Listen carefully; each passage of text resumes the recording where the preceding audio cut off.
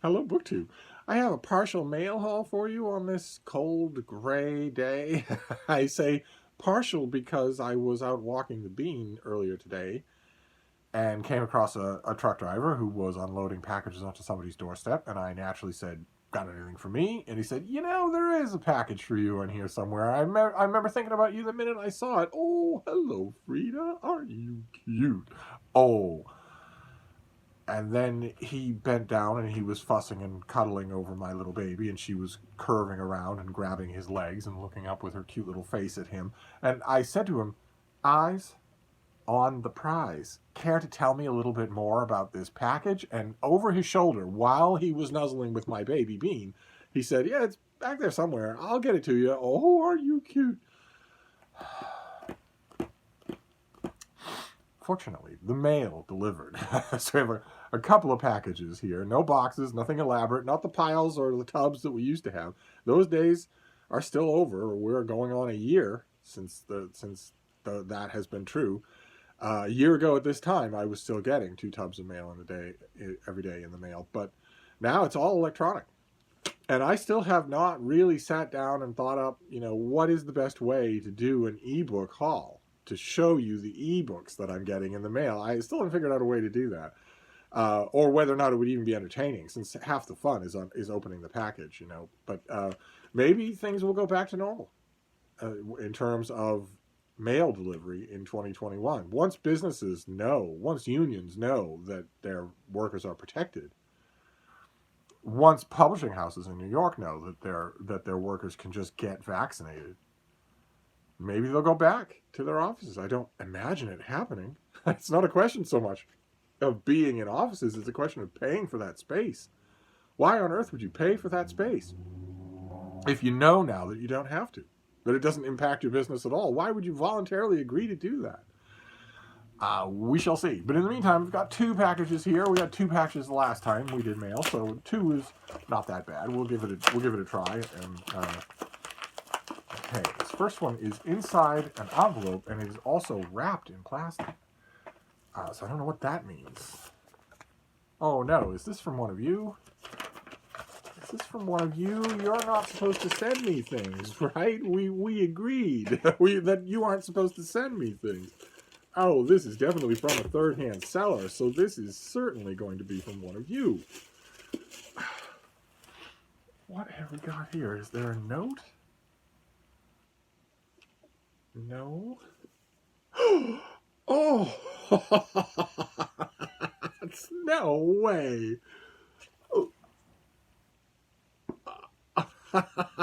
Okay. It is from one of you. It has to be. Boy, that was fast. Good Lord, that was fast. The other day, I showed you a bird book. I actually have it here in this room. It's by John Kieran. And it's just an ordinary, oversized, illustrated bird book. It's very good, very entertaining. And at the time, I mentioned that John Kieran is an author that I really wish were back in print, or that I had access to, because all the things that he wrote sparkle with wit and intelligence. And I mentioned that he did a kind of autobiographical collection of sketches called, I wasn't sure what the title was, and this is it. One of you found it and had it sent to me. It's Not Under Oath by John Kieran. That's our author right there. Unbelievable. Unbelievable. Well, that is just... it has accolades on the back from Brooks Atkinson, Russell Krauss, Cornelia Otis Skinner, and Henry Cabot Lodge. Well, okay, that's a bullseye, but don't send me a book. This is not a good example. I don't want to give this up. I want to read this. In fact, I will bump this ahead and read it because I love this author. And I don't think I've read the whole of this book. Maybe I have. Good Lord. Okay, one of you out there, I don't know, maybe there's a note in here somewhere that will tell me. This thing tell me who is responsible? Is there any kind of a note, or is it just anonymous? Okay, I don't see any kind of a note, but this was extraordinarily nice. So whoever did it, this was extraordinarily nice. This is a keeper. Good Lord. Okay, well, all right, that's thing number one. Thing number one is a hearty thank you and an equally hearty don't send me a book. Don't send me books. I'm already worried because yesterday during our epic Q&A, I mentioned that I never did get Rhythm of War in hardcover from Brandon Sanderson. I'm already worried that simply mentioning that after I told, during the year, I told the story about how I went and asked, hat in hand, for the first 3 paperbacks, just so I'd be ready for that. And the publicist assured me over and over again that would happen. I was worried as soon as I stopped that video and started uploading it. I worried somebody's going to take that as a flag signal to send me a copy of that book. That maybe one of you has a copy of it that you don't want. Okay. Very nice. Very, very nice. Then we'll move on to the second one here, which I assume is from a publisher. That would be nice. Yes. Yes, okay, this is indeed from a publisher. All right. All right, good. Things are back to normal. What have we got here? Okay, this comes out in late January. This is from Minotaur Books. They do thrillers and mysteries. They're a very good house. They do very good imprint. They do thrillers and mysteries. This is Every Waking Hour by Joanna Schaffhausen. Every Waking Hour. This is this author did The Vanishing season, and it won the inaugural Minotaur Books Mystery Writers of America First Novel Competition, and was, I guess, a big deal on Goodreads. So this book, let's see what we have here. This is due in late January.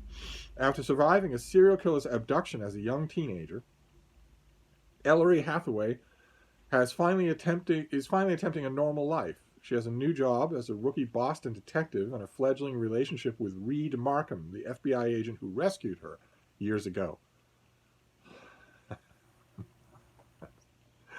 I understand that makes for great dramatic tension, but the FBI has rules against exactly that kind of thing. It would never happen. It would only happen unofficially, and if anyone ever found out about it, Reed Markham would be sacked that day. So it's a neat twist, but you're going to have to suspend your disbelief. But when a 12-year-old girl disappears on Ellery's watch, the troubling case opens deep wounds that never fully healed. Chloe Lockhart walked away from a busy street fair and vanished into the crowd. Maybe she was fleeing the suffocating surveillance of her parents put on her from the time she was born, or maybe the evil from her parents' past finally caught up with her.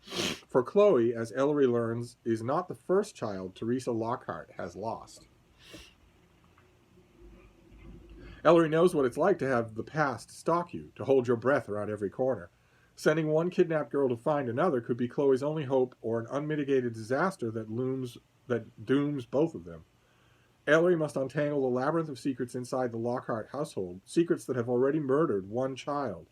Oh, that sounds really good. That sounds really, really good. This year has been a very good one for me in terms of thrillers. Looks like it's going to be wow, fantastic. All right, so January 26th. That means I can get to this now, right? I have your permission to read this tonight, don't I? So I will start this tonight. Fantastic. Okay, so Every Waking Hour, and Not Under Oath, which was mentioned in passing in a book haul. In this case, you'll have to pry it out of my cold hands, but nevertheless, don't get me a book. This could easily have misfired. Easily. You could have been giving me my 37th copy of David McCullough's John Adams. But you didn't. In this particular case, you didn't. So, there you go. That's our mail haul. Wow, that is fantastic. Okay. All right, that's it then. That is the mail, nice and quick. There's another package out there somewhere. If I had an ugly dog, maybe he would have rummaged around in his truck for it, but instead I have the cutest dog in the neighborhood. I have the dog in the neighborhood that the cops who are on surveillance duty next to the eternal construction on the sidewalk outside my house, one mattress-sized piece of concrete that is torn open with jackhammers, stared at for the whole course of the day by a 20-person crew, each person making $37.50 an hour. Then filled back in with a gigantic 15-ton metal plate put over it. Then they go home, the cops go home. The cops love Frida, the construction workers love Frida, the construction workers across the street cry out her name when she is going by them, so they can all, so she can go right into the midst of them, and then they can all surround her and pet her and whatnot. If she were an ugly or an antisocial dog, well, maybe I'd have another package to show you, but no. Maybe I'll trade her in for a turtle. Turtles are no trouble, are they? Anyway, I'll wrap this up for now, but I'll be back. Thank you, BookTube.